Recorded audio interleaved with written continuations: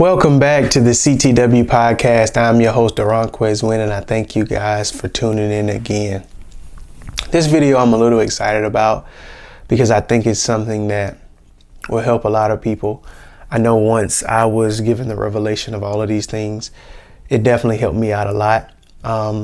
These are things that I've learned along the way in life, but it's honestly nice to be able to put them in a course for people to be able to see and be able to help people navigate these certain situations and circumstances in life. And so this video is going to be called How to Handle Toxic Relationships and Situations. And this is something that I think is important because I think a lot of people either don't realize they're in toxic situations or relationships, or a lot of people don't have enough strength to get out of toxic relationships or situations. And in this video, I want to be able to give you some points and just some things to be able to give you wisdom, knowledge, and understanding on how to identify those things. So I'm going to jump right into it. And so first thing is, what is a toxic relationship or situation? And so some of the points that I have here is when a person, place, or thing is being counteractive to your destiny, design, and destination. And so when you're with a specific person, when you're in a specific place, and that person or place is doing more harm than good to your life, those times are very detrimental because they can either continually keep you stagnant from getting to your destiny, your destination, and what you were designed by God to do, or it can actually elevate you and propel you to getting to your destiny and destination. And I think that's something that people kind of miss when it comes to, is this relationship or situation beneficial to me? Another thing is that when someone or something is no longer contributing to the development of your growth going forward. And so I know it's tough, especially when you have a lot of time invested in with a person and you want to see an investment, you want to see a return on your investment. That's just natural for us as people. But sometimes you have to know when to cut your losses. In Genesis 6, God literally had to redo the whole earth because mankind was just too far gone. It was just sinning too much. And so sometimes if God even had to cut his losses, sometimes we as people are going to have to cut our losses and just have to understand that it's not we're not starting from zero. We're starting from the last place that we decided to let go from, because we now have wisdom, knowledge, and understanding going forward. And so another point that I have is that when situations and circumstances aren't getting better and it's the same repetitive cycle.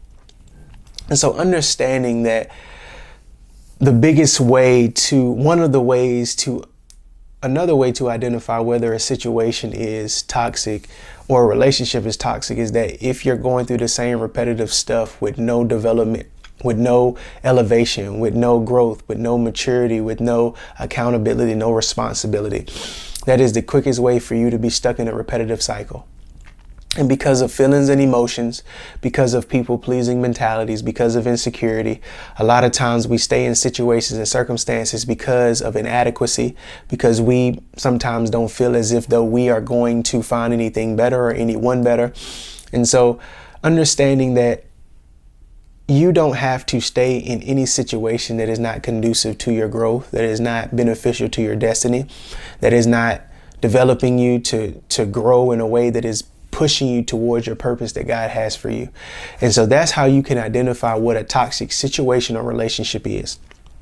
And so you might be asking, okay, what do I do when I encounter toxic situations or relationships? And so some of these points that I have here, these are the things that you do when you encounter them. And these things aren't everything. There are more things, of course, but these are just some of the things that from some of the tips and tools that I've tried and I've done in my life that actually work.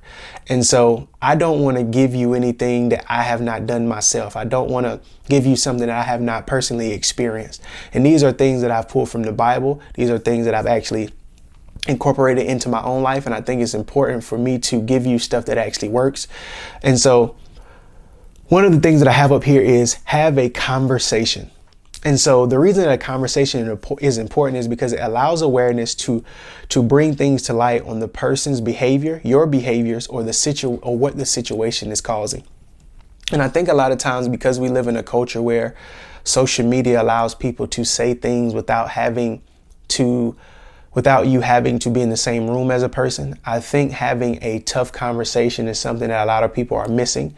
And so you have a lot of people who are okay with saying things over social media and saying things on TikTok, Facebook, or whatever the platform may be, or text message, that we are now losing the ability and the tenacity and the confidence to be able to have tough conversations in person, be able to have tough conversations in general, because of now you have social anxiety, and now you have fear and anxiety creeping in. And I think having a conversation about a particular topic or a particular situation, or in a relationship that is identified with one of those reasons, one of those toxic identifications, I think it's important to have it, because if you don't have a conversation, it will not bring light to something that can be easily fixed. And so the second point I have here is, when a conversation is not had, it can allow a simple or small issue to be unresolved, which leads to germination, development of a bigger issue later down the road. So when you don't have a conversation about particular situations and circumstances that are happening, or that you're going through, or in a relationship, it allows for things that start off small to eventually grow into bigger things. And then it starts to become a compound effect. And now it's unresolved situation on top of unresolved situation, which leads to frustration. It leads to anger. It may lead to rage. It may lead to bitterness, resentment. So having a conversation early is something that I think is important for situations and relationships. And so understanding that a conversation sheds light on things, even if it's a tough conversation. And so I think it's important for you to have them. I had to have them with some people. And so that's just how it is. And sometimes they go well, sometimes they don't. But you have to be able to have them, because when you don't have them, you're actually setting yourself up to go backwards instead of forward. And so in Matthew 5:24, it says, "Leave your offering there at the altar and go. First make peace with your brother, and then come and present your offering." And so in Matthew 25:21 through 28, if you need the backstory of it, go read the whole thing. But it talks about how to handle personal relationships and situations. And it says, if you or your brother have an offense against each other, or sister have an offense against each other, go make it right with them immediately. Do not try and take it to someone else, or try to go gossip to someone else, because you have not went to the person you have an issue with. And so back in the old times, if you decided to have an issue, if you had an issue with the person and didn't take it directly to the person, they would throw you in jail for not going to reconcile the issue. And so understanding that having a conversation sheds light, having a conversation allows a small or something that is simple to now not go unresolved and not turn into a bigger issue. And it allows you to build that toughness to be able to have tough conversations.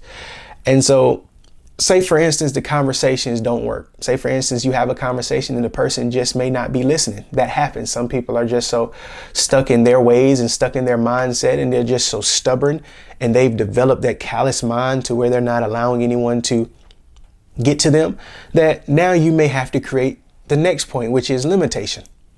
And this is something that people are like, yeah, this is the one that I may fall under.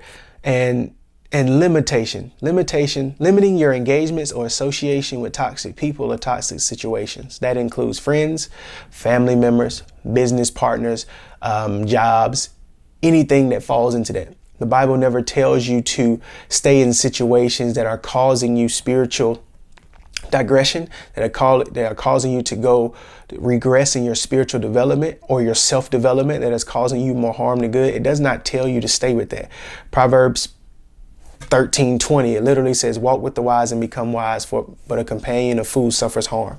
1 Corinthians 15:33, it lets, do not be deceived. Bad company corrupts good character. So it literally right there, it lets you know that if something is corrupting your character or is causing you harm, you do not have to associate with it. You are the determining factor of what that is. And it's going to look different depending on what season you're in. And so the second point I have here is when someone or something is toxic, it really does not matter who they affect or what it affects or harming you, as long as the goal is accomplished, or what's causing you harm as long as the goal is being accomplished. So you have to understand, when someone who doesn't have anything to lose, they don't care about making someone who has everything to lose everything. And when you've grown and when you've overcome and when you've accomplished so much in your life, you have more to lose than someone who has always stayed the same. Yeah, I'm gonna let that sink in.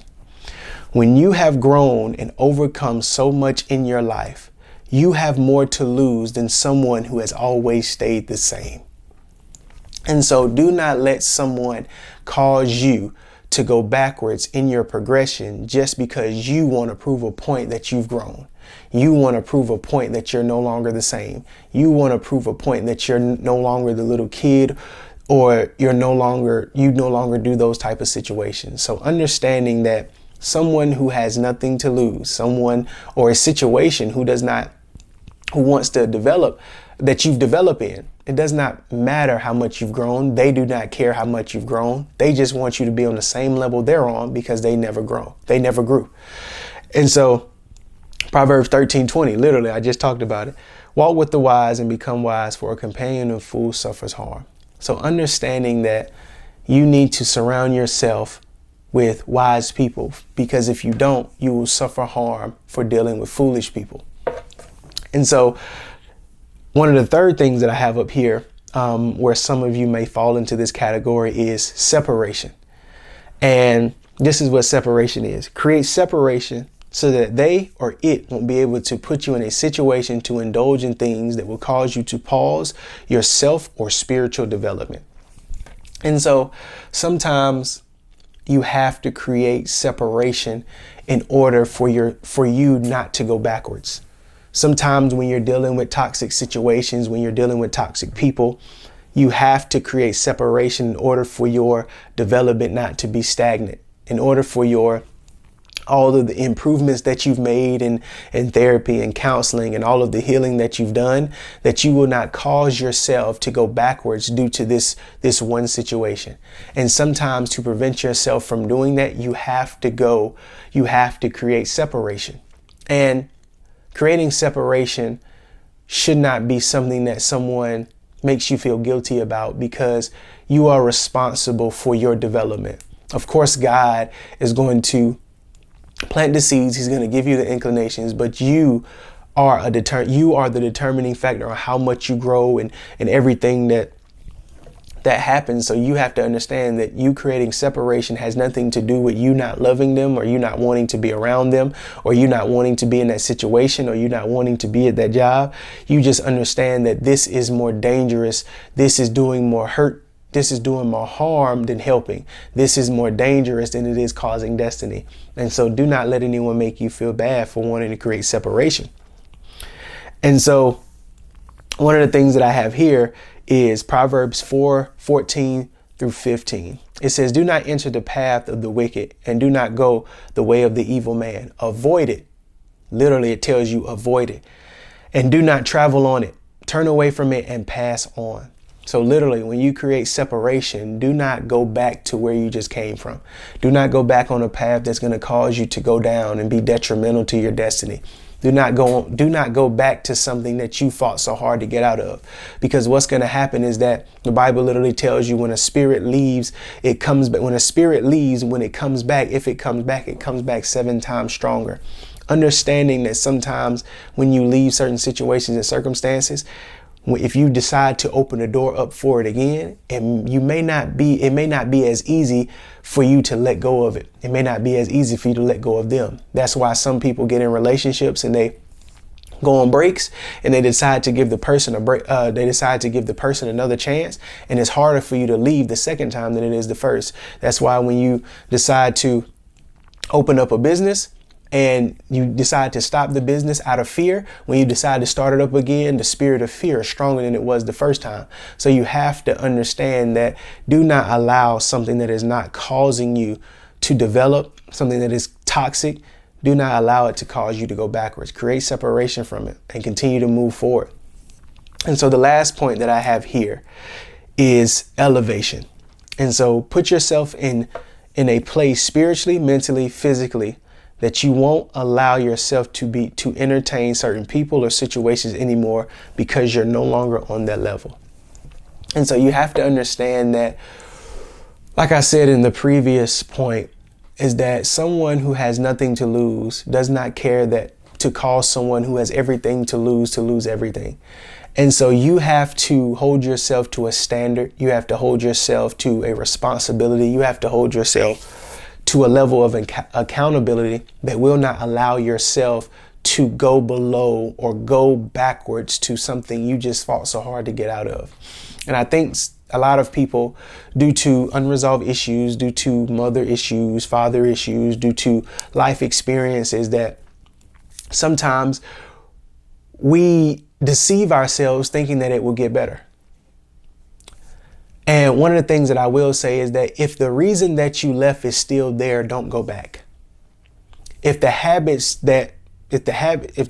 of why you left are still there, don't go back. If the characteristic traits of why you left are still there, don't go back. If whatever the situation or circumstance may be, you have to understand that if whatever it is that caused you to leave is still there, don't go back to whatever it is. And so you have to understand that elevation is an important one, because you can no longer go below a certain point, because if you do, it will literally erase all the work you just worked so hard to get out of, all the healing you just worked so hard to overcome and to do. And so you have to understand that elevation is important. When you've elevated who you are as a person, certain situations or people will try to cause you to abandon all the hard work that you've done to get where you are and make you go back down to how you used to be. And so that's something I touched on previously, but you have to understand that you cannot allow all that hard work to go to waste. You cannot allow people or situations to cause you to undermine the development that you've had, because if you do, all that hard work will be in vain. All that hard work would have been a waste of time. All them tears, all the studying, all the discipline, all the accountability, all the things that you've experienced in life will be a waste of time. That relationship, that situation, that job, whatever it may be, will be a waste of time. And so do not put yourself in a situation to continually going through the same cycles and continually lowering your standards just to obtain and appease people, because you do not want to settle, or you do not want to endure a season of loneliness, because you don't want to endure a hard season of your life being by yourself, or you don't want to endure having to fully rely on God because this situation is hard, not knowing what's going on.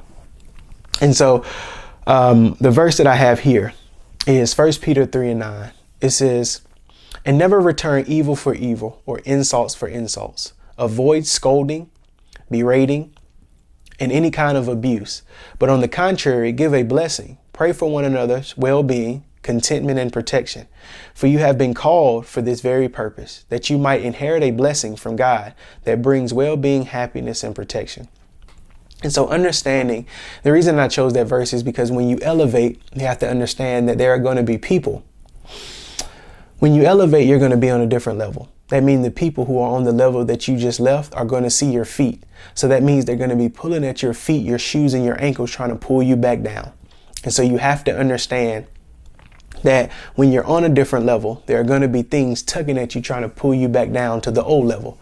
And instead of you getting mad, getting frustrated, getting aggravated, or anything, this verse literally here tells you to pray for them. Give them blessings. Literally pray for their protection. It literally tells you pray for their well-being, pray for their happiness, because God is the one who is in charge of your purpose. God is the one who is in charge of all of that stuff. And when you repay evil for evil, you're just like them. But when you repay evil with blessings, you become more like God. And so you have to ask yourself, who do you want to be in this moment? When you elevate and people start to aggravate, you have to ask yourself, who will you be? Will you be like the adversary, or will you be like Adonai? Adonai is another name for God. And so you have to understand that when it comes to handling toxic situations and relationships, I've given you a coursework, a framework on how to handle it. And I think it's important too, because in this day and age, sometimes we think we are in toxic situations and relationships, but really we're just in trauma. We're in a trauma response because someone is triggering a trauma we have not healed from. Sometimes we are in toxic relationships. We think we're in toxic relationships, and what ends up happening is that we may need to elevate the way that we think. We may need to elevate how we handle certain situations and circumstances. We may not think we're in a toxic relationship, but we actually are. So I think it's important to be able to have framework and be able to have things to give you wisdom, knowledge, and understanding on how to identify it. And so I thank you guys for watching. I hope this helps somebody, and I'll see you guys next time.